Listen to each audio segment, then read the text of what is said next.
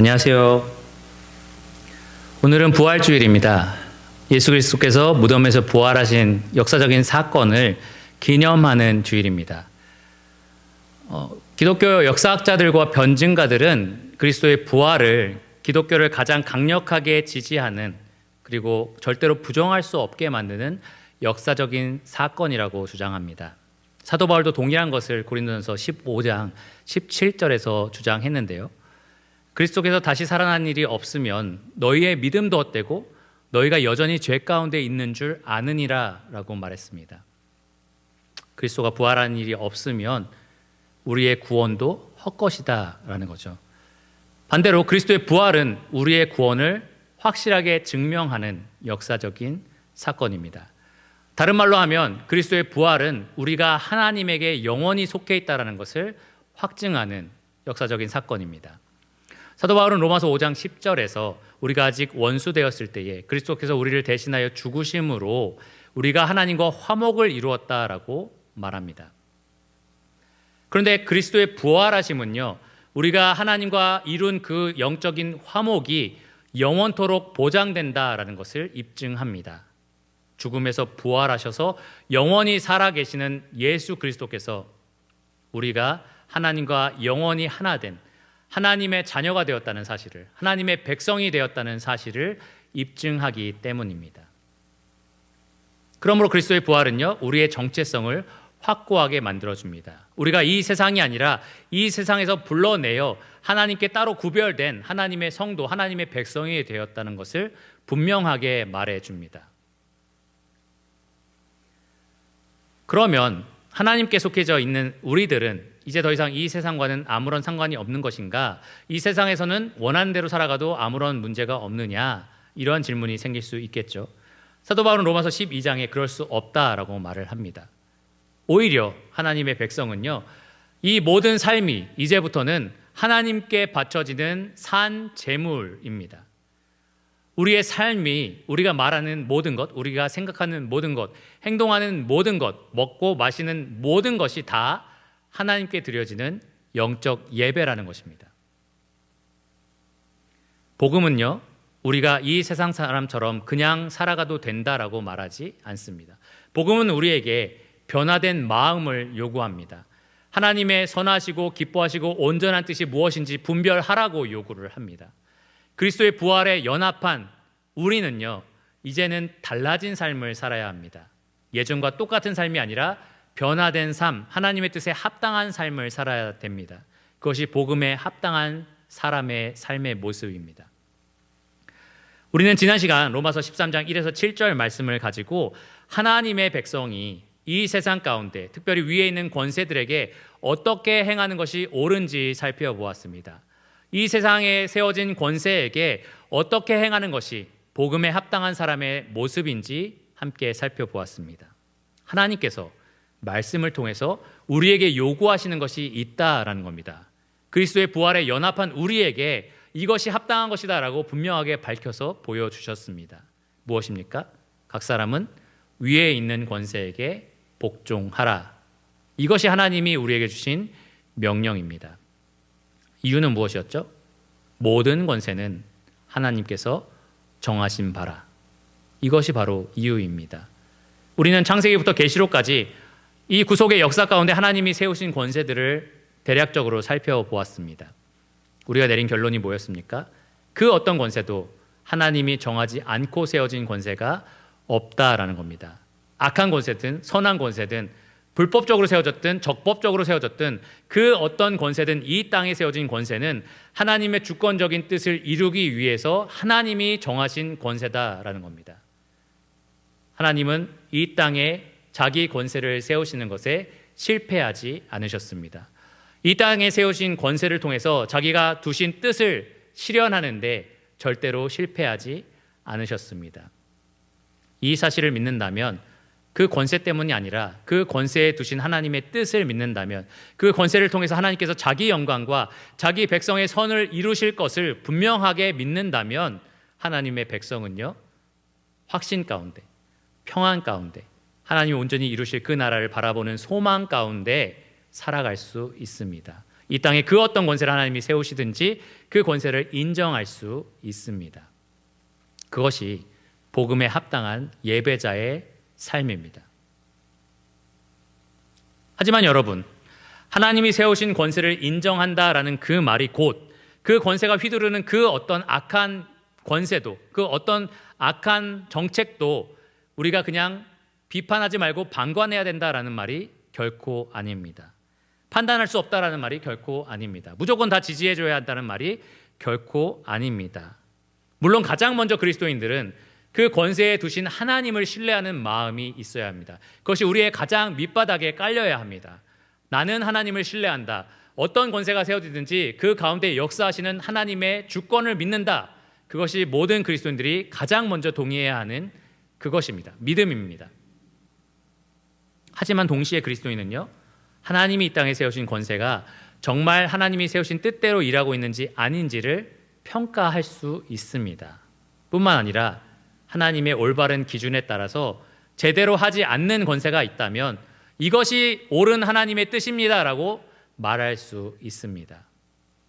더 나아가서 오늘날 우리들은요, 당시 로마서가 기록될 당시의 성도들은 이런 기회들이 많이 없었지만, 또 역사적으로 그런 기회를 많이 얻었던 사람들이 없었지만, 오늘날 그리스도인인 우리는요, 법이 보장하는 정치 참여의 기회가 있습니다.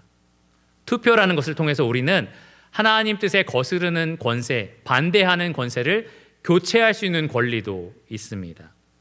우리는 권세를 평가할 수 있고요, 권세가 잘못할 때 그것에 대해서 지적할 수 있고요, 그리고 권세를 교체할 수 있는 권리도 있습니다. 그러한 일들을 통해서 그리스도인은 정치에 참여할 수 있습니다. 복음에 합당한 삶으로서 하나님이 원하시는, 하나님이 기뻐하시는 뜻에 따르는 일 중에 하나로서 우리는 권세를 대할 수가 있습니다. 능동적으로 그리고 순응하면서 적극적으로 참여하는 방식이 될 수 있다라는 겁니다. 오늘은 로마서 13장 3절에서 7절 말씀을 가지고 그것을 살펴보려고 합니다. 세 가지로 나눠서 살펴보려고 하는데요. 첫 번째로 하나님이 이 땅에 권세를 세우시면서 과연 어떤 역할을 기대하셨느냐, 그것을 살펴보겠습니다. 두 번째로는 그러한 세우신 권세가 순기능을 다할 때에 그리스도인의 의무는 무엇이냐, 그것을 살펴보겠습니다. 그리고 마지막 세 번째로는 만일 그 권세가 하나님 세우신 그 뜻과 다른 역기능을 할 때에 그리스도인들은 과연 어떻게 해야 하느냐, 그것에 대해서 살펴보겠습니다. 첫째로 하나님이 세우신 권세의 순기능을 살펴볼 거고요, 두 번째로 권세의 순기능에 대한 성도의 의무를 살펴볼 거고, 마지막 세 번째로 권세의 역기능에 대해서 우리가 어떻게 해야 할지 교훈적으로 살펴보려고 합니다. 그러면 먼저 본문을 읽어보겠습니다. 로마서 13장 1절부터 읽겠습니다. 각 사람은 위에 있는 권세들에게 복종하라. 권세는 하나님으로부터 나지 않음이 없나니 모든 권세는 다 하나님께서 정하신 바라. 그러므로 권세를 거스르는 자는 하나님의 명을 거스름이니 거스르는 자들은 심판을 자취하리라.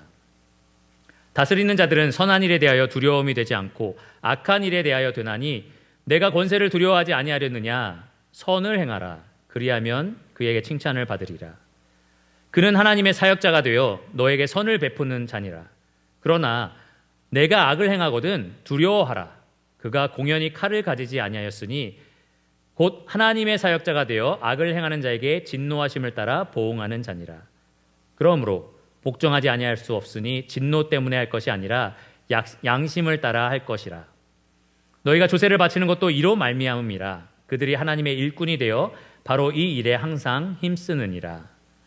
모든 자에게 줄 것을 주되 조세를 받을 자에게 조세를 바치고 관세를 받을 자에게 관세를 바치고 두려워할 자를 두려워하며 존경할 자를 존경하라. 여러분, 이 말씀이 저와 여러분에게 주신 하나님의 말씀입니다. 하나님께서 성령의 감동을 통해서 오늘날 우리에게 이 말씀을 주셨습니다. 하나님을 경외하는 마음으로, 또 이 말씀에 순종하고자 하는 마음으로 이 말씀을 들으시기를 바랍니다. 가장 먼저 우리는 하나님이 세우신 권세의 순기능을 이 말씀을 통해서 살펴볼 수 있습니다. 먼저 눈여겨봐야 할 것은 무엇이냐 하면 사도 바울이 이 성령의 감동하심을 받아서 우리에게 계속해서 권세를 하나님의 사역자다, 하나님의 사역자고 하나님의 일꾼이다 라고 소개한다라는 겁니다. 4절을 보시면 처음부터 그는 하나님의 사역자가 되어라고 소개를 합니다. 중간쯤 보시면 곧 하나님의 사역자가 되어라고 표현을 하고요. 또 6절을 보십시오. 6절의 중간에 보시면 그들이 하나님의 일꾼이 되어라고 설명을 합니다. 우리 위에 세워진 권세는 누구라고요? 하나님의 사역자, 하나님의 일꾼입니다. 신약 성경에서 이 사역자와 일꾼이 사용된 모습을 보면 이와 같습니다. 사역자는 종이나 하인을 가리킵니다. 어떤 고용주가 자기의 소유물로 삼아서 자기 일을 담당시킨 그러한 인물들을 말하죠. 또 교회에 세워진 일꾼 혹은 집사를 가리킬 때도 이 말이 사용되었습니다. 하나님이 교회 위에 세우셔서 자기의 대리인으로 일하도록 하시는 그러한 담당자들을 말합니다.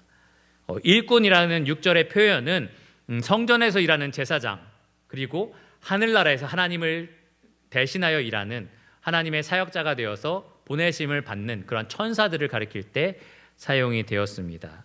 이런 신약 성경의 용례들을 볼 때에 사도 바울이 이 말씀을 통해서 우리에게 분명하게 말해주고자 한 것이 있다라는 거죠. 뭐냐면 우리 위에 세워진 권세가 그냥 우리의 뜻대로 세워진 것이 아니다. 바로 하나님께서 정하셔서 세우신 것인데, 그냥 세우신 것이 아니라 하나님의 사역자로서, 하나님의 소유로서, 하나님의 일꾼으로서 하나님 일을 하라고 세우셨다라는 겁니다. 하나님 그들에게 맡긴 역할이 있다라는 겁니다. 그럼 그 역할이 무엇인지 우리가 알아야겠죠. 하나님이 이 권세를 세우실 때 그 권세가 어떻게 기능하도록 요구하셨느냐, 순기능이 무엇이냐라는 것을 우리가 알아야 합니다. 3절과 4절을 보면 그것을 우리가 발견할 수 있습니다. 3절과 4절을 한번 주목해서 보시기를 바랍니다. 다시 한번 읽어볼 테니까 무엇이 강조가 되고 있는지 한번 잘 들어보시기 바랍니다. 다스리는 자들은, 우리 위에 세워진 권세를 가리킵니다. 다스리는 자들은 선한 일에 대하여 두려움이 되지 않고 악한 일에 대하여 되나니 네가 권세를 두려워하지 아니하려느냐? 선을 행하라. 그리하면 그에게 칭찬을 받으리라. 그는 하나님의 사역자가 되어 너에게 선을 베푸는 자니라. 그러나 내가 악을 행하거든 두려워하라. 그가 공연히 칼을 가지지 아니하였으니 곧 하나님의 사역자가 되어 악을 행하는 자에게 진노하심을 따라 보응하는 자니라. 이 3절과 4절을 통해 우리가 발견할 수 있는 권세의 순기능은 여기에서 반복되고 있는 표현처럼 선을 장려하고 악을 처벌하는 일입니다. 이 3절과 4절에서는 계속해서 이러한 말이 반복이 되죠. 네가 선을 행하거든, 네가 악을 행하거든. 이 다스린 자들은 선에 대해서 또 악에 대해서 이러한 표현들이 계속해서 반복됩니다. 하나님이 권세를 세우신 목적이 거기에 있습니다. 선을 행하도록 권장하고 칭찬하고 장려하는 일을 합니다. 악을 행하는 자들에게 처벌하고 보응하고 심판하는 일을 담당합니다. 하나님의 대언자가 되어서, 일꾼이 되어서 그 일을 담당하도록 하나님이 이 땅에 세우신 것입니다. 그것이 그들의 순기능입니다. 여기 보시면 특별히 악을 행하는 것에 대해서 그들이 공연히 칼을 가진 것이 아니다라고 말하고 있습니다. 칼은 누군가를 해칠 수 있는 어떤 무력, 권세를 말하죠. 오늘날로 치면 공권력이다라고 말할 수 있을 겁니다. 이것을 공연히 가지고 있는 것이 아니다. 아무 이유 없이 갖고 있는 것이 아니다라는 말입니다. 왜 가지고 있습니까? 여기 말씀해 보면 악을 행하는 자에게 진노하심을 따라 보응하기 위해서입니다. 악을 행하는 자에게 하나님의 진노를 대신 대행하기 위해서 권세가 세워졌다라는 겁니다. 사도 베드로는 베드로전서 2장 14절에 모든 인간의 제도에 순종하라, 주를 위해서 순종하라 라고 명령하면서 왕이 세운 총독, 이 권세에 대해서 이런 표현을 씁니다. 이 권세를 왜 세웠는지 이렇게 말합니다. 악행하는 자를 징벌하고 선행하는 자를 포상하기 위해서 세운 총독. 총독이라는 권세를 왜 세웠습니까? 악행하는 자를 징벌하기 위해서, 선행하는 자를 포상하기 위해서 세웠습니다. 바로 이것이 권세의 순기능입니다. 선한 자들을 장려하고요, 선한 일을 행한 사람들을 칭찬하고 그들에게 상을 주고, 악을 행하는 자들을 벌함으로써 악을 행하는 것을 두려워하게 만드는, 그렇게 함으로써 사회 질서를 지켜내는 역할을 이 권세가 담당합니다. 그것이 하나님께서 자기의 일꾼으로서, 사역자로서 이 권세를 세우신 목적입니다. 정치적으로는 자유주의라는 견해가 있습니다. 우리가 보수 진보라고 하는데요. 자유주의라는 진영이 또 있습니다. 리버테리안이라고도 부르는데요. 이 자유주의가 주장하는 것이 무엇이냐? 개인의 권리를 좀 인정해 달라라는 거죠. 자기 스스로 결정할 수 있는 권리와 능력을 보장하라라는 겁니다. 최대한으로 보장하라. 그것에 조금이라도 방해가 되는 게 있다면 그것이 권세든지 나라든지 상관없이 그것들을 멀리해야 된다, 제거해야 된다라고 생각을 합니다. 그들이 내는 정책들이 무엇이냐? 정부를 최소한으로 만드는 것, 국가를 최소한으로 만드는 것, 공권력을 최대한으로 줄이는 것입니다. 이상적으로 생각하는 것은 사실 무정부주의입니다. 정부가 없는 것, 공권력이 발휘되지 않는 세상, 그럼 정말 행복할 거다라고 생각을 합니다. 개인이 각자 알아서 선택할 수 있는 세상이 정말 이상적인 세상이다라고 얘기를 합니다. 그러한 자유주의 사상이 담겨 있는 이 존 레논의 노래가 있습니다. 이매진이라는 노래인데요. 이렇게 표현을 합니다. 국가가 없다고 상상해 보세요. 아무도 죽이거나 죽이지 않는 정말 아름다운 나라가 아니겠습니까? 라는 내용이 들어 있습니다. 그런 나라를 한번 상상해 보세요. 근데 여러분, 현실적으로 상상해 보시기 바랍니다. 공권력이 없는 세상을 현실적으로 한번 상상해 보시기 바랍니다. 어떤 힘센 사람이 여러분 문을 뚫고 들어와서 필요한 모든 물건들을 자기 마음에 드는 대로 다 닥치는 대로 훔쳐간다고 생각해 보십시오. 사람들도 끌고 가서 자기가 원하는 대로 한다고 생각해 보십시오. 그런데 그것을 막을 수 있는 공권력이 없는 세상, 정말 아름답습니까? 아닙니다. 정말 끔찍합니다. 그러한 세상은 정말로 끔찍한 세상이 아닐 수 없습니다. 이 자유주의는 인간이 얼마나 끔찍한 죄인인지를 철저하게 간과한 사상입니다. 이 성경이 말하고 있는 것처럼 인간이 얼마나 철저하게 전적으로 타락했는지를 그들은 보지 못합니다. 그냥 막연한 인간에 대한 기대를 가지고 있습니다. 그렇기 때문에 하나님이 은혜로 이 땅 가운데 세우신 권세, 그 권세의 순기능을 부정하는 겁니다. 필요 없다라고 생각을 하는 겁니다. 하지만 로마서 말씀을 통해서 우리가 분명하게 알 수 있는 것은 하나님께서 은혜로 이 땅 위에 권세를 세우셨다라는 겁니다. 그 권세를 통해서 무엇을 하십니까? 선을 장려하고 악을 처벌하는 일을 하십니다. 그렇게 함으로써 이 사회를 지켜내고 계십니다. 우리를 평안하고 고요하게 살 수 있도록 하십니다. 하나님을 예배할 수 있도록, 평안한 삶을 살 수 있도록 보호하고 계십니다. 권세가 가지고 있는 순기능입니다. 이 공권력을 발휘하려면 사실 많은 물질적인 자원이 필요합니다.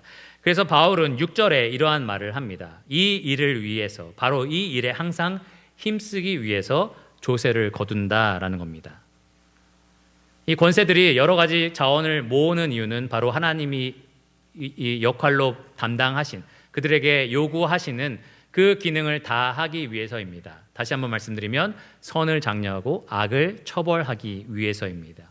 대한민국이나 미국처럼 자유민주주의를 표방하는 나라도 그렇고요. 중국을 비롯한 많은 사회주의 국가도 마찬가지입니다. 여러 가지 이념의 차이가 있고 체제의 차이가 있지만 기본적으로 하나님이 이 땅에 세우신 권세는 일반적으로 선을 장려하고 악을 처벌하는 기능을 담당합니다. 역사적으로 많은 정치 형태들이 있었습니다. 왕정이 있었고요. 공화정이 있었습니다.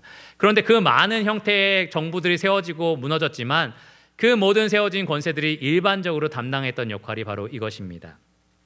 사회의 질서를 보장하는 겁니다.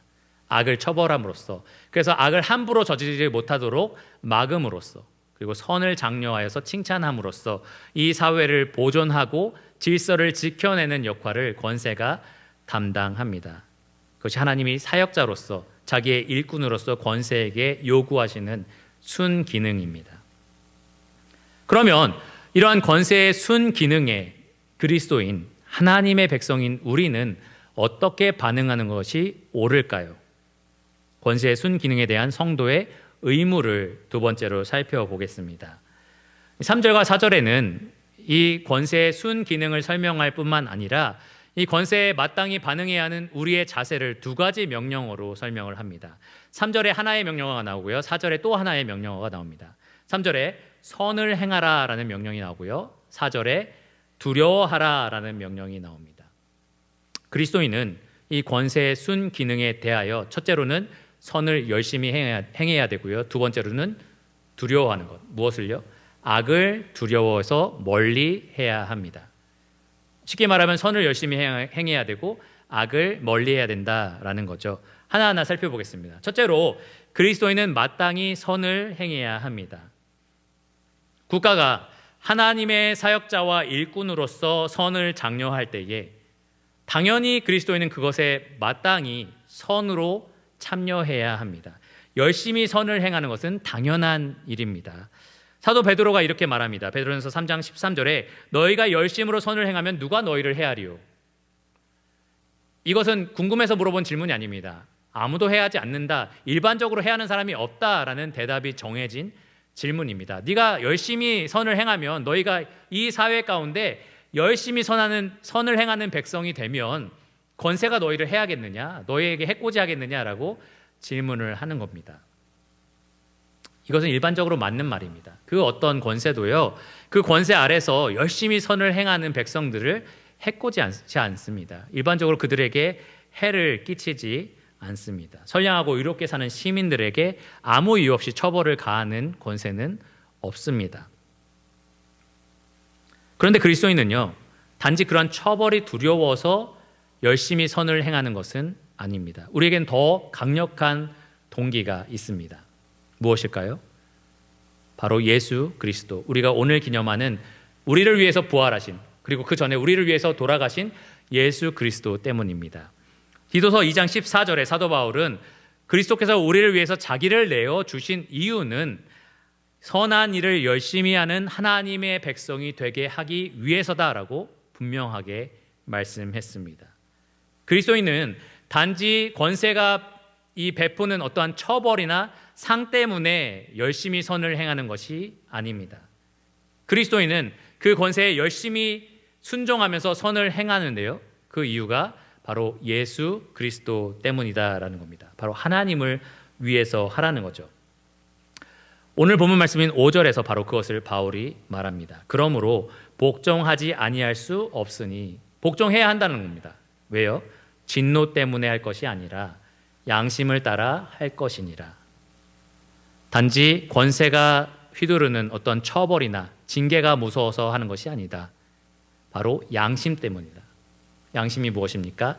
하나님 앞에서 우리가 마땅히 가져야 하는, 그분을 두려워하고 경외하는 마음입니다. 하나님이 우리 위에 세우신 권세에 두신 뜻, 그리고 목적이 무엇인지를 우리가 알고 그것을 인정하고 그것을 존중하는 태도로서 우리가 열심히 선을 행해야 합니다.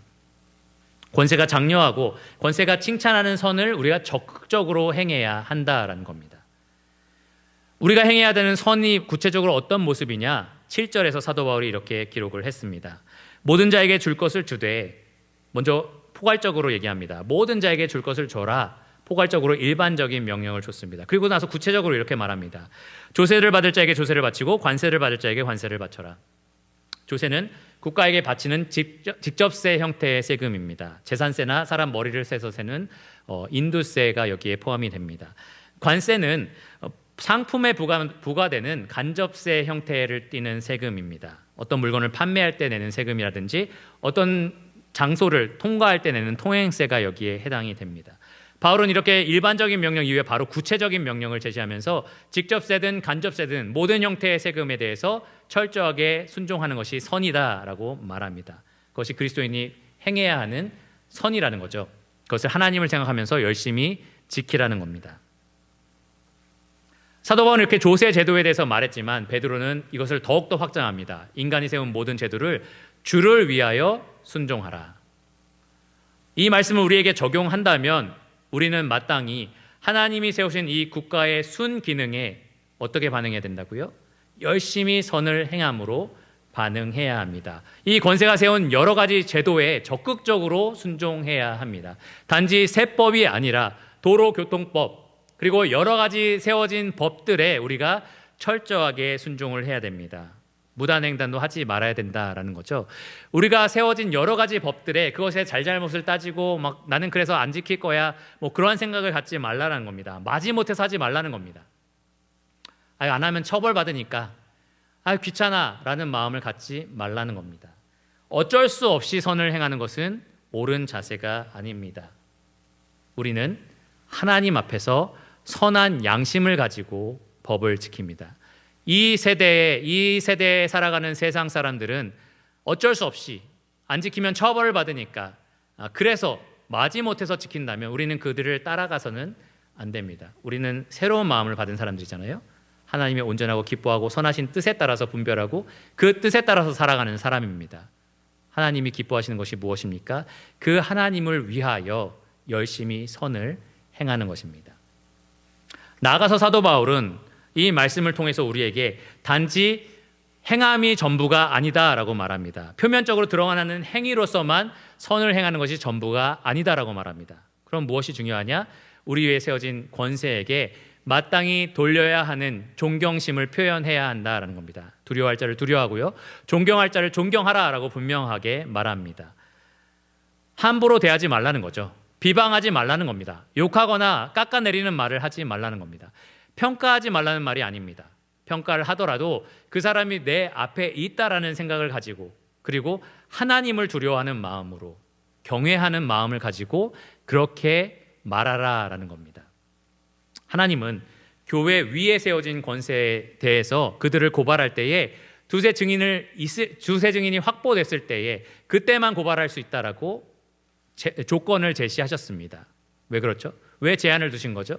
왜냐하면 신중하게 하라는 겁니다. 그 권세에 대해서 신중하게 대하라는 겁니다. 마찬가지로 하나님이 사회 위에 두신 권세에 대해서도 우리가 마땅히 그러한 신중함, 그러한 존경심을 가지고 대해야 합니다.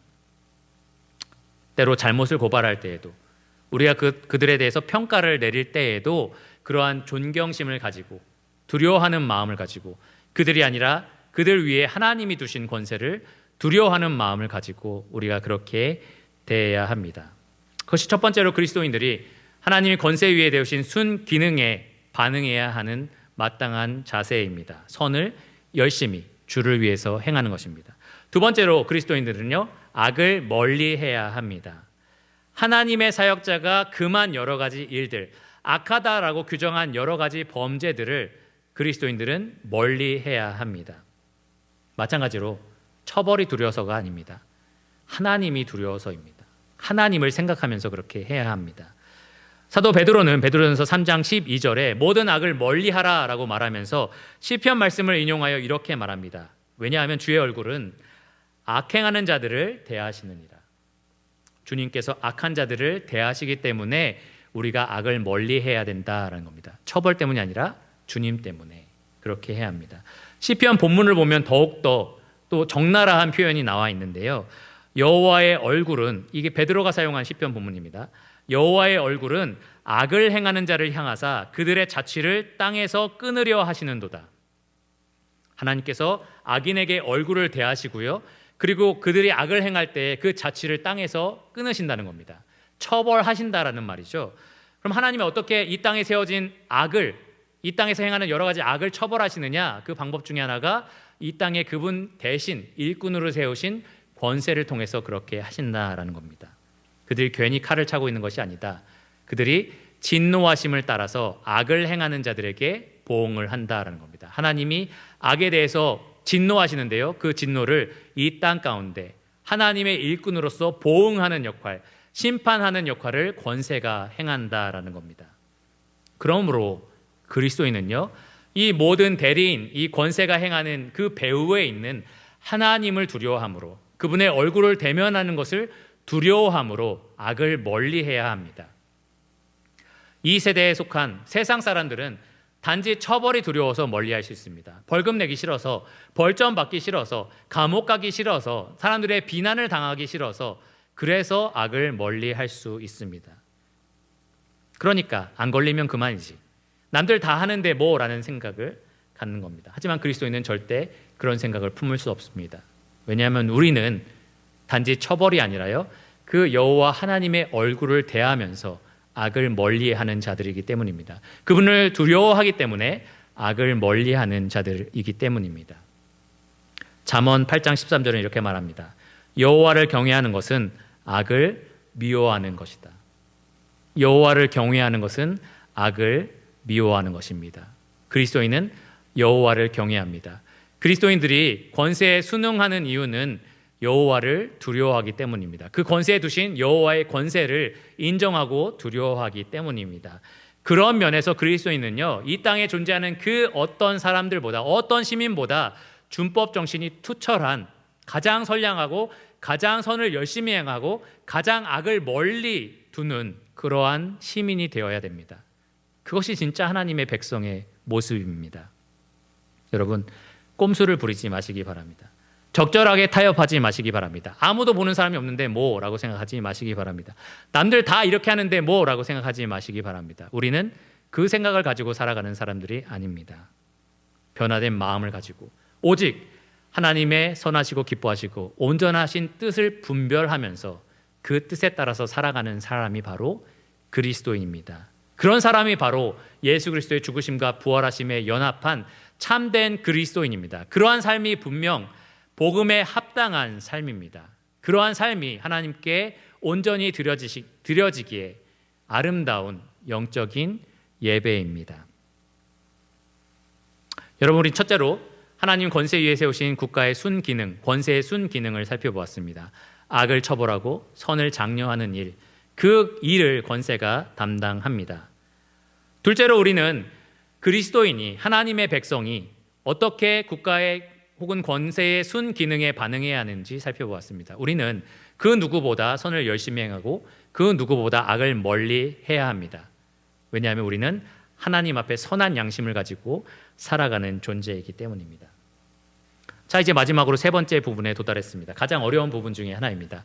만일 하나님이 이 땅에 세우신 권세가 하나님이 뜻하신 선과 악의 그 기준을 버리고 하나님이 선하다고 말한 것을 악하다고 규정하고 하나님이 악하다고 정하신 것을 선하다라고 선포하는 그러한 정책을 편다면, 그러한 기준을 가지고 이 땅을 운영한다면, 다스린다면, 어떻게 보면 하나님이 세우신 그 순기능에 역행한다면, 역기능을 보인다면, 그럴 때 그리스도인들은 어떻게 할 수 있는가, 어떻게 해야 하는가, 그것이 우리가 세 번째로 살펴볼 내용입니다. 우리는 앞서 살펴본 두 가지의 교훈을 통해서 이 세 번째 교훈을 도출할 수 있는데요. 저는 크게 세 가지 원리를 따라서 이 세 번째 항목을 살펴보려고 합니다. 첫 번째로, 그리스도인은 역행하는 권세를 평가할 수 있습니다. 역행하는 권세를 평가할 수 있습니다. 그런데 제일 중요한 게 무엇인지 아십니까? 우리의 평가 기준이 내 주관적인 생각, 내가 좋아하는 정치적인 견해, 내가 선호하는 정치적인 성향이 아니다라는 겁니다. 내가 사랑하고 좋아하는 정치인의 생각 혹은 어떤 진영의 사상을 우리는 우리의 평가 기준으로 삼아서는 안 됩니다. 우리의 평가 기준은 오직 하나님이어야 합니다. 하나님이 이 권세를 세우시고 선과 악을 각각 장려하고 징벌하게 하셨다면 우리가 이 권세가 제대로 하고 있는지 제대로 하고 있지 않은지 판단할 때에 마땅히 하나님의 기준이, 하나님의 선과 악이 그것을 평가하는 기준이 돼야 합니다. 다른 말로 하면 이렇습니다. 우리가 진영 논리나 이념 전쟁에 따라서 권세를 평가하지 말아야 한다라는 겁니다. 보수가 하면 무조건 친기독교적이고 하나님이 좋아하시는 거다라고 판단하거나, 진보가 하면 무조건 반기독교적이고 그러니까 하나님이 미워하는 거다, 이런 식의 판단은 안 된다라는 겁니다. 색깔론이나 어떤 색안경을 끼고 판단하지 말라라는 겁니다. 기독교인이라면, 정말 그리스도인이라면 권세를 평가할 때에 하나님이 뭐라고 말씀하셨는지 그것이 마땅한 평가 기준이 돼야 합니다. 우리는 면밀하게 하나님이 뭐라고 말씀하셨는지를 살펴봐야 합니다. 케빈 드영이 추천한 아놀드 클링의 책이 있습니다. 정치의 세 가지 언어라는 책인데요. 크게 세 가지 정치적인 견해를 나눴습니다. 우리가 앞에 살펴본 자유주의가 그 중에 하나입니다. 자유주의를 제외하고 나머지 두 가지는 무엇이냐면 바로 여러분 잘 아시는 보수와 진보입니다. 보수와 진보. 진보는 프로그레시브라고 하고요. 진보는 프로그레시브라고 하고 보수는 컨설베이티브라고 영어로 말하는데요. 이 보수와 진보가 각각 중요하게 생각하는 것이 다릅니다. 보수는요, 이 아놀드 클링에 따르면 이 사회를 지탱하고 있는 가치가 무엇인가, 그것을 굉장히 중요하게 생각합니다. 사회가 그동안 지켜왔던 전통적인 가치, 그것이 무엇인가, 그것을 굉장히 중요하게 생각합니다. 반면 진보는요, 무엇을 가장 중요하게 생각하느냐, 누가 지금 가장 억압당하고 있느냐, 누가 지금 우리가 보호해야 될 사람이냐, 누가 지금 가장 연약하고 다수로부터 핍박을 받고 있는 사람이냐, 그것이 진보가 가장 중요하게 생각하는 항목입니다. 예를 들어서 이렇습니다. 보수는 자유라는 가치, 기회의 평등이라는 가치를 굉장히 중요하게 생각합니다. 이 사회에서 없어서는 안 되는 가치라고 생각합니다. 그것을 최대한 보장하려면 우리의 경제 시스템이 자유 경제 그리고 자본주의가 더욱더 확대돼야 된다라는 생각을 합니다. 그래서 그러한 경제 정책을 펼치는 거죠. 반대로 진보는요, 그러한 정책을 펼 때 소외되는 사람이 누가 있나, 그럴 때 오히려 억눌리고 기회를 얻지 못하는 사람이 누구냐, 그것을 더욱더 신경을 씁니다. 그러다 보니까 자본주의에 대해서 아무래도 반대하는 그러한 모습으로 비춰집니다. 좀 잘못 비춰지면 사회주의를 강력하게 지지하는 그러한 모습으로 비춰집니다. 사실 실제 정책 중에는 사회주의를 닮은 정책들도 많이 등장합니다. 극단적인 진보는 더욱더 그런 모습을 보여줍니다. 그런데요, 보수와 진보 자체가 그 자체로 어떤 것은 선이고 어떤 것은 악이다라고 말할 것은 아닙니다. 예를 들면 교회에서 우리 장로들이 결정을 할 때요, 우리도 여러 가지 보는 관점이 서로 다릅니다. 어떤 사람은 성도들 전체가 그동안 지켜왔던 이 교리 혹은 가치들이 무너지지는 않은가, 우리가 어떤 결정들을 할 때 그러한 가치의 손실이 있지는 않은가, 이것을 가장 중요하게 생각하는 사람이 있습니다. 또 어떤 사람은 우리가 그러한 가치를 지키려고 노력할 때에 혹시나 그런 데서 소외당하는 성도는 있지 않을까, 그런 사람이 상처를 받으면 어쩌지, 이러한 생각을 더 중요하게 생각하는 그러한 사람도 분명히 있습니다. 둘 중에 어떤 것이 나쁘고 어떤 것은 좋은 건가요? 그렇지는 않습니다. 보는 관점이 다른 거고요, 중요하게 생각하는 것이 다른 겁니다. 그리스도인도 이 권세에 대해서, 정치에 대해서는 그렇게 각각 중요하게 생각하는 것이 다를 수 있고요, 자기가 중요하다고 생각하는 것에 따라서 그러한 정치적인 성향이 달라질 수도 있습니다. 어떤 분은 보수를 더 좋아할 수가 있고요, 어떤 사람은 진보를 더 좋아할 수도 있습니다. 그것 자체가 문제는 아닙니다. 문제는요, 내가 좋아하는 정치인, 내가 지지하는 정당, 혹은 나의 성향과 잘 맞는 어떤 진영의 생각이나 정책, 그런 것들이 명백하게 하나님의 뜻에 위배되는데도 불구하고 그래도 상관없다라고 생각하는 겁니다. 나의 평가 기준이 망가진 거죠. 그냥 내가 진영에 따라서 평가를 하는 겁니다. 그들이 하는 것은 모두가 옳다라고 생각하는 그러한 평가는 그리스도인이 내려서는 안 되는 평가입니다. 그리스도인은 절대로 진영 논리에 빠져서는 안 됩니다. 아무리 내가 좋아해도, 혹은 아무리 내가 미워해도, 아무리 내가 동의하거나 혹은 반대로 아무리 내가 반대하는 것이라 할지라도 하나님 말씀을 바탕으로 우리가 평가를 내려야 합니다. 예를 들어서 말씀을 드리겠습니다. 만약에 보수가 시장의 자유랑 또 기회의 평등이라는 정말 좋은 가치를 계속해서 유지하기 위해서, 사회적인 전통을 지켜내기 위해서 자본주의를 계속해서 강조하는 정책을 펼친다고 생각해 보시기 바랍니다. 그러면서 아주 막대한 자본을 가진 대기업을 이 정부가 키워야 된다라는 생각을 가지면서 그들을 휘두르는 여러 가지 횡포라든지 비리 같은 것들을 눈 감아준다고 생각해 보십시오. 혹은 그러한 기업과 결탁하여서 정부가 약하고 부족한 여러 가지 기업들을 망하게 하는 것을 그냥 내버려 둔다, 그것을 권장하고 있다. 이럴 때에 그리스도인들이 어떻게 생각해야 되냐라는 거죠. 그럴 수 있어. 나라가 전체가 살려면, 다 같이 먹고 살려면 그 정도는 그냥 눈 감아줘야 돼. 그러한 평가 기준을 가져서는 안 된다라는 겁니다. 특별히 구약의 선지자들은요, 이 이스라엘 사회, 이 권세들을 비판할 때 아주 무섭게 비판합니다. 사회적인 약자들을 억누르고 착취하는 그들에 대해서 하나님이 보고 계신다라고 아주 무섭게 경고합니다. 그리스도인들에게는 그러한 평가 기준이 필요합니다. 반대의 예를 한번 살펴보겠습니다. 진보가 약자라고 생각하는 사람들이 있습니다. 예를 들면 산모입니다. 이 법 때문에 혹은 사회적인 편견 때문에 자기 마음대로 낙태할 수 없는 이 권리가 침해된 산모가 있다라고 그들이 생각을 합니다. 그래서 마음대로 낙태할 수 있는 그러한 권리를 부여하자. 지금은 그렇지 않지만 그들의 당 정책을 보면 나중에는 6개월 이후의 산모, 그리고 미국 같은 경우는 산후 낙태, 그러니까 뱃속에서 나왔어도 아직은 인격을 갖추지 않은 존재니까 사람으로 볼 수 없다, 그때도 낙태할 수 있다라고 보는 그러한 극단적인 관점도 진보 중에는 가지고 있는 사람들이 있습니다. 우리나라는요, 2019년 한 기사에서 대한산부인과 의사회가 발표한 것에 따르면 매년 우리나라에서 약 100만여 명의 아기가 낙태되고 있다고 추정합니다. 그것은 곧 하루 평균 3,000명의 아기가 낙태된다는 말이고요. 1분에, 제가 이 말을 하고 있는 1분에 2명의 아기가 살해된다라는 얘기입니다. 여러분, 이러한 정책들을 들을 때에, 또 이 정책을 더 확장하려고 하는 진보의 정책들을 들을 때에 그럴 수도 있지, 별로 큰 일이 아니야 라는 생각을 그리스도인들이 절대 가질 수 없다라는 겁니다. 이건 큰 문제가 아니야, 이거 말고 저게 더 큰 문제야 라는 말을 하면 안 된다라는 거죠. 이러한 문제들을 발견했을 때에 우리가 하나님의 기준을 가지고 평가해야 된다라는 겁니다. 하나님은 살인을 명백한 악이라고 규정을 하십니다. 낙태를 그 어디에서도 하나님이 지지하는 곳이 없습니다. 예수님은 아기들을, 어린아이들을 사랑하셨습니다.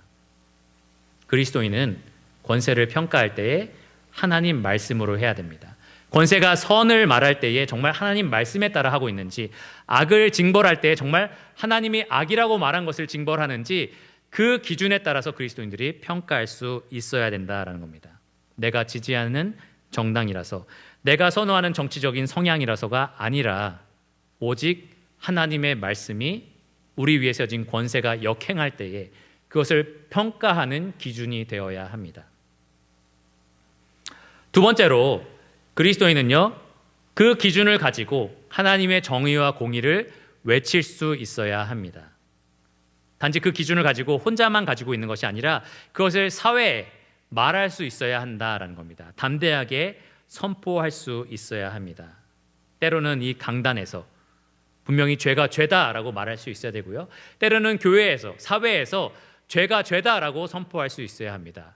우리 위에 세워진 권세가 하나님의 선과 악을 잘못 규정하면서 역행할 때에 하나님의 사람인 우리가 나서서 그들에게 말할 수 있어야 된다라는 겁니다. 하나님의 권세는 그것이 아니다, 하나님은 그것을 선이라고 말씀하지 않으셨다, 이것이 하나님이 말씀하신 악이다라고 우리가 제대로 알려줄 수 있어야 한다라는 겁니다. 예를 들면 오늘날 우리의 사회는 동성애자를 성소수자라고 이야기합니다. 성적으로 다수에 비해서 소수가 있다라고 얘기를 하죠. 그 말에는 다수의 편견 속에서 살아가는 약자다라는 표현이 의미가 들어 있습니다. 그렇기 때문에 보호해야 된다는 겁니다. 그렇기 때문에 그들도 역시 권리를 인정받아야 된다라는 겁니다. 이 사회가, 우리 위에 세워진 권세가 동성애를 괜찮은, 우리가 인정할 수 있는, 그래서 권장해야 하는, 그래서 우리가 인정해야 하는 것이라고 말하려고 합니다. 그러한 규정들을 세우려고 합니다. 그럴 때 그리스도인들이 어떻게 해야 되냐라는 거죠. 앞서 말한 것처럼 하나님의 말씀을 기준으로 그것이 악이다라고 말할 수 있어야겠죠. 성경은 그 어디에서도 동성애가 선이라고 말한 적이 없습니다. 신약과 구약 통틀어서 예수님은, 그리고 하나님은 동성애를 가증한 죄다라고 말씀하셨습니다. 구약에서는 그런 자들을 죽이라라는 명령을 하셨습니다. 그리스도인은 이러한 명백한 기준을 알았다면 그것에 역행하는 권세들이 더욱더 기승을 부리고 더욱더 큰 목소리를 낼 때 그것에 대해서 그냥 잠잠히 가만히 있어야 되는 사람들이 아닙니다. 그리스도인은 이 세상에 빛과 소금으로 존재합니다. 이 세상이 썩어져 갈 때에 소금이 무슨 역할을 해야 됩니까? 그것이 썩고 있다라는 말을 해야 됩니다. 이 땅 위에 세워진 권세가 잘못된 기능을 하고 있다라고 얘기해 줘야 합니다. 어떤 그리스도인들은 그게 별로 큰 문제가 아닌데 왜 그런 얘기를 하냐, 이런 생각을 하기도 합니다. 왜 굳이 얘기해서 교회가 공격을 받느냐, 왜 굳이 얘기해서 그러한 안 좋은 인상을 남기려고 하느냐, 그런 생각을 갖기도 합니다. 근데 여러분, 동성애는 결코 작은 문제가 아닙니다. 성을 국가가 규정함에 따라서 지금 살아가는 모든 성을 가진 사람들뿐만 아니라 앞으로 태어날 모든 성을 가진 사람, 결국 모든 사람인 거죠. 그 사람들이 자기의 성적 정체성에 혼란을 갖습니다. 누가 부부인지를 알 수가 없습니다. 동성애자도 부부가 된다면 또 각종 성적 정체성을 가진 사람들이 각각 원하는 대로 부부관계를 맺을 수 있다면, 그래서 결혼이라고 우리가 규정을 내린다면, 그렇다면 하나님이 창세에 제정하신 가장 사회의 기초가 되는 질서, 생육하고 번성하도록 이 사회가 존속될 수 있도록 만들어주신 창조의 질서 자체가 무너진다라는 겁니다. 그리스도인은 이 사실에 대해서 알고 있는 사람입니다. 그렇기 때문에 그리스도인은 권세가 잘못된 것을 주장하고 있다라고 분명하게 말할 수 있어야 합니다. 강단에서 말할 수 있어야 되고요. 그리고 내가 아는 사람들 사이에서 말할 수 있어야 되고요. 또 필요한 경우에는 사회 가운데서 큰 목소리로 외칠 수 있어야 됩니다. 다만 중요한 게 있습니다. 지혜롭게 말해야 됩니다. 지혜롭게 말해야 됩니다. 온유하게 말해야 됩니다. 다른 사람들이 혐오감을 느끼도록, 다른 사람들이 오히려 그 진리가 질리도록, 너무 시끄럽게 느껴지도록 그렇게 말하는 것이 아니라 지혜롭게 들리도록, 사랑스럽게 들리도록, 그리고 정말 나에게 유익이 되는, 나를 위한 말이다라고 들리도록 말해야 됩니다. 예수님은 세리와 창녀들과 그리고 죄인들과 함께 계시면서 그들의 죄를 분명하게 지적하셨지만 또 그들과 함께 식사하시면서 온유함을 나타내 보이셨습니다. 마찬가지로 그리스도인들도 이 권세가 역행할 때에, 그것들에 대해서 잘못을 지적할 때에 우리는 진리만 선포할 것이 아니라 예수 그리스도의 온유함을 함께 나타내는 자들이 되어야 합니다. 예수님 말씀처럼 옳다 하는 것은 옳다, 아니라 하는 것은 아니라라고 말할 수 있어야 합니다. 많은 진영 논리에 빠진 그리스도인들이 무엇이 참인지 무엇이 거짓인지 알고 이것에 동의하지만 자기가 지지하는 진영이 잘못된 것을 할 때는 말을 아낍니다. 말하지 않으려고 합니다.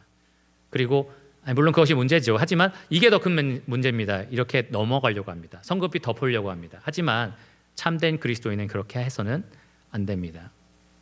예수님 말씀처럼 옳다 하는 것을 옳다, 아니다 하는 것을 아니다라고 말할 수 있어야 합니다. 우리의 모든 말이 하나님 앞에서 맹세하는 말처럼 진중하게 그리고 참된 것으로 나와야 합니다. 우리는 이 세대 사람들처럼 말해서는 안 됩니다. 이 세대 사람들이 좋아하는, 다수가 원하는 대로 이렇게 저렇게 흘러가는 그러한 기준을 가지고 말해서는 안 됩니다. 하나님의 선하시고 기뻐하시고 온전하신 뜻에 따라서 권세가 역행할 때에 잘못됐다라고 말해줄 수 있어야 합니다. 담대하게, 하지만 온유하게 선포하시기를 바랍니다. 예수 그리스도의 백성들은 이 땅에서 아까 말씀드린 것처럼 빛과 소금으로 그 역할을 다 해야 합니다. 자, 첫째로 우리는 권세를 평가할 수 있는데요, 오직 하나님의 진리의 기준으로 평가해야 됩니다. 하나님의 선, 하나님의 악, 그 기준으로 평가해야 됩니다. 둘째, 우리는 그 기준을 가지고 정의와 공의를 세상 가운데 선포할 수 있어야 합니다. 빛으로서 세상 가운데, 이 어둠 가운데 빛을 발휘할 수 있어야 되고요, 소금으로서 썩어져가는 세상을 지켜낼 수 있어야 합니다. 마지막 세 번째로요, 현재 우리에게 주어진 특별한 권리가 있습니다. 현재 우리에게는 법이 허용한 강력한 정치 참여 기회가 있습니다. 우리는 투표를 통해서 권세를 세우거나 폐할 권리를 가지고 있습니다. 아까 말씀드린 것처럼 로마 교회 성도들은 그런 권리를 가지고 있지 않았습니다. 많은 역사적인 교회들이 그러한 권리를 가지고 있지 않았습니다. 오늘날에도 어떠한 국가들에는 그러한 권리를 가진 그리스도인들이 있지 않습니다. 그리스도인은 기본적으로 무력을 통해서 혹은 법을 어김으로써 권세를 무너뜨리는 일을 해서는 안 됩니다. 그렇기 때문에 오늘날 우리에게 이러한 권리가 주어졌다라는 것은 특별한 권리이고요, 또 기회이기도 합니다. 적법한 수단인 이 투표를 통해서 우리는 하나님의 뜻에 반하는 권세를 교체할 수 있습니다. 여러분, 한 가지 꼭 기억할 것이 있는데요, 그 어떤 권세도 하나님 마음에 완전히 합한 권세는 없다라는 겁니다.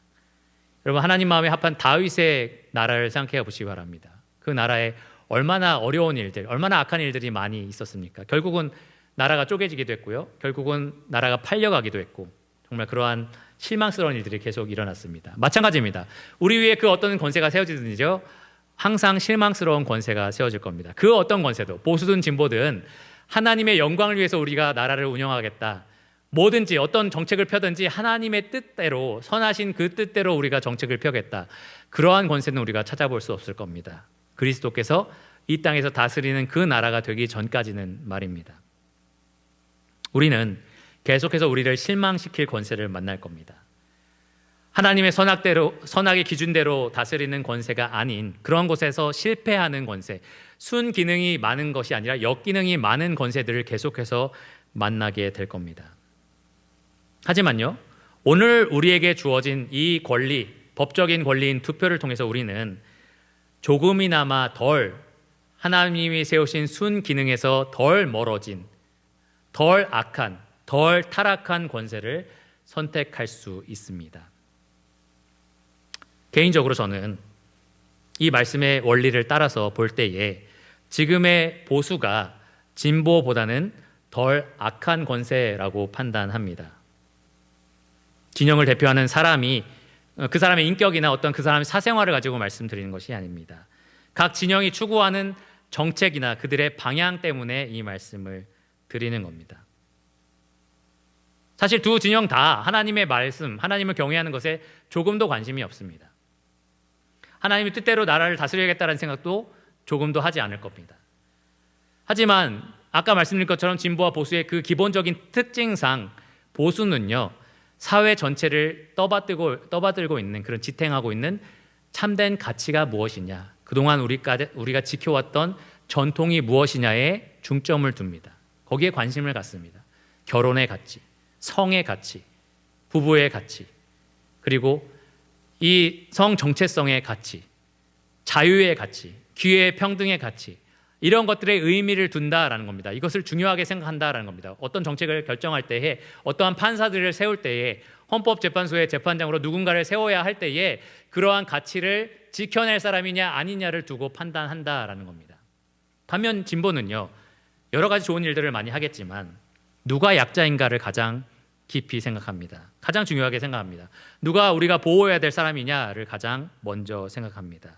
때로는 그들이 약자라고 생각하는 사람을 보호하기 위해서 사회 전체가 지키고 있는, 사회 전체가 붙들고 있는 그러한 가치를 무너뜨리는 것, 그 가치가 훼손되는 것도 그들은 충분히 기꺼이 감수합니다. 예를 들면 낙태랑 동성애처럼 말이죠. 그들이 사람을 그렇게 많이 죽이고 이 낙태를 통해서 많은 사람들을 죽이고 또 성 정체성을 혼란스럽게 만들어서 이 성 정체성의 혼란을 가져오면서 많은 동성애들이 이렇게 성행하도록 만드는, 그렇게 하는 이유가 무엇입니까? 그들이 약자를 보호하고자 하는 일념이 크기 때문입니다. 그것이 그들에게 가장 중요한 목적이기 때문입니다. 그래서 그것을 반대하는 많은 사람들, 기독교인뿐만 아니라 반대하는 다른 믿지 않는 많은 사람들의 생각들도 그들은 쉽게 무시하는 겁니다. 그것이 무너지더라도 큰 상관이 없다라고 생각을 하는 겁니다. 이들을 보호하기 위해서라면 말입니다. 더 중요한 것은 진보가 가지고 있는 특징인데요, 그 약자를 보호하는 데 방해가 되는 목소리를 그들은 기다리지 않습니다. 그것을 듣고 있지 않습니다. 그것을 어떻게든 막아내려고 합니다. 예를 들면 차별금지법이 생기는 이유입니다. 왜 이것이 생기는 거죠? 여러 가지 불평등이 있고 차별이 있다면 다른 법령들을 통해서 보호하면 되잖아요. 근데 왜 차별금지법이라는 게 생깁니까? 차별이라고 생각하는, 그들이 보호하려고 하는 것을 막아내는 여러 가지 목소리들, 반대하는 목소리 그 자체를 막겠다라는 뜻이 거기에 담겨 있습니다. 실제로 차별금지법이 통과된 많은 유럽의 나라들을 보면 강단에서, 심지어 사회가 아니라 강단에서 목회자가 동성애가 악이다라고 말하는 것 때문에 체포되기도 합니다. 이러한 여러 가지 말하는 것 자체, 평가하는 것 자체를 막아내는 법을 세워가면서까지 진보가 자기들이 약자라고 생각하는 사람을 보호하려는 강력한 성향이 있기 때문에 저는 보수보다는 진보가 훨씬 더 악하다라고 생각합니다. 사회적으로 미치는 영향력이 크다라고 생각을 합니다. 물론 보수가 악한 것이 없는 것이 아닙니다. 얼마나 많은 부패와 비리가 있는지 모릅니다. 그 역시 하나님 앞에서 큰 죄입니다. 역사적으로 우리는 보수가 저지른 많은 잘못들을 생생하게 경험했습니다. 하지만 각각 가지고 있는 중요하게 생각하는 점, 그러한 방향들을 생각해 볼 때 저는 진보가 가지고 있는 생각이 훨씬 더 반기독교적인 생각이 많다. 그리고 더 우리가 지켜야 하는, 하나님이 원하시는 선과 악을 지켜내는 데 있어서 위협이 되는 생각들이 많다라고 생각을 합니다. 더 사회 전반적으로 미치는 영향력이 크다라는 거죠. 그런 마음에서 저는 덜 악한 권세가 하나님의 사역자가 되기를 간절히 소망합니다.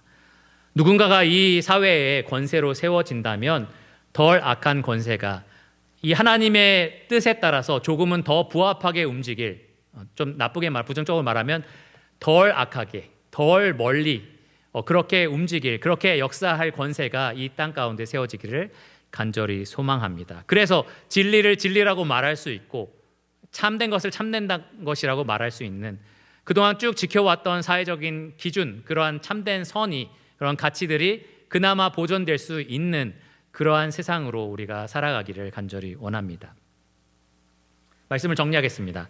4월 15일 이제 수요일인 거죠. 그때가 되면 21일 때 국회의원 선거일이 됩니다. 그날이 다가오고 있습니다.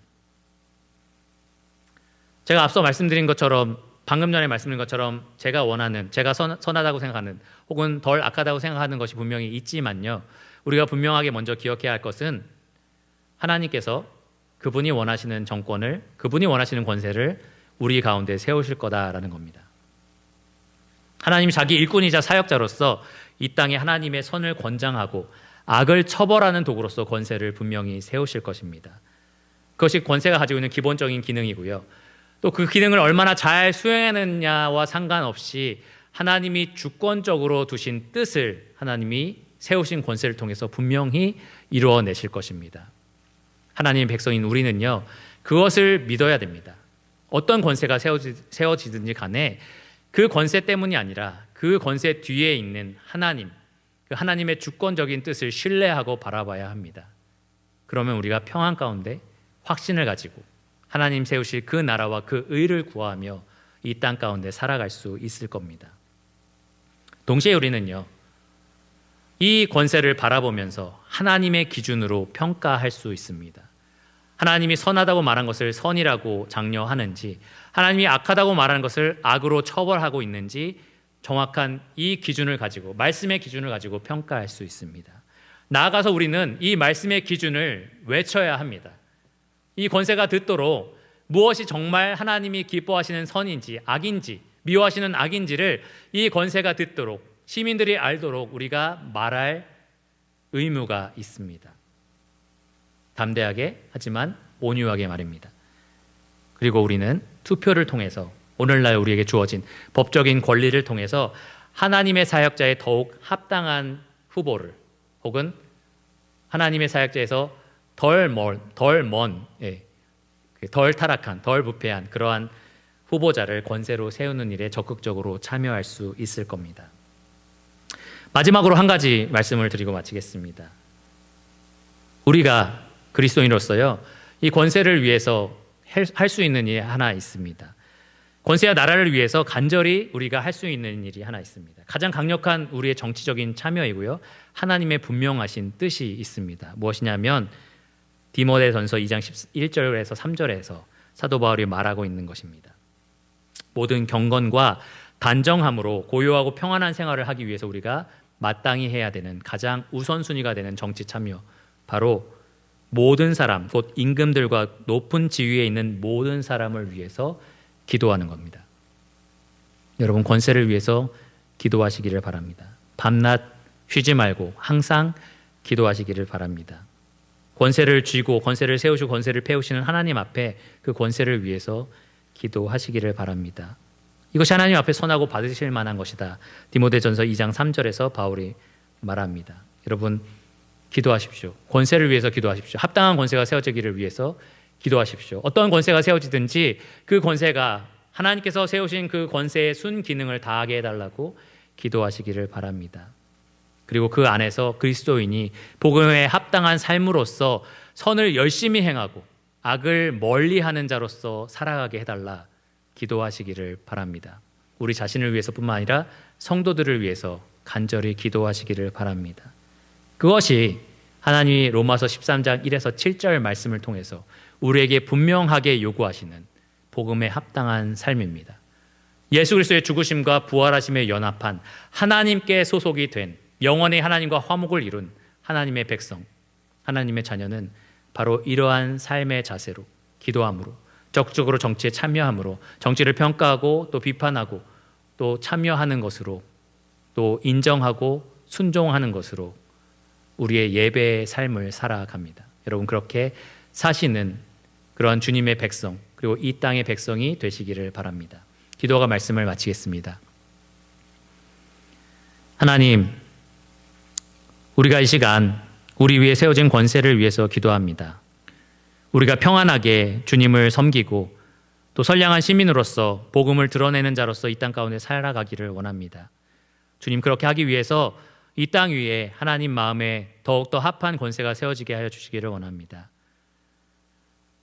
조금이라도 하나님의 선에 더 가깝고 하나님의 악에서 더 멀어진, 조금이라도 하나님의 기준에 더 합당한 방법대로 이 땅에서 권세를 사용할 그러한 권세가 세워지게 하여 주시기를 원합니다. 그러한 권세를 세우는 일에 있어서 그리스도인들이 적극적으로 참여하게 하여 주시기를 원합니다. 하나님, 이 땅 가운데 어떤 권세를 하나님이 세우시든지 간에 하나님의 주권적인 뜻을 믿고 신뢰합니다. 이 땅 가운데 그 어떤 권세가 세워지든지 간에 하나님이 그 권세 가운데 두신 분명한 뜻이 있다라는 것을 우리가 신뢰합니다.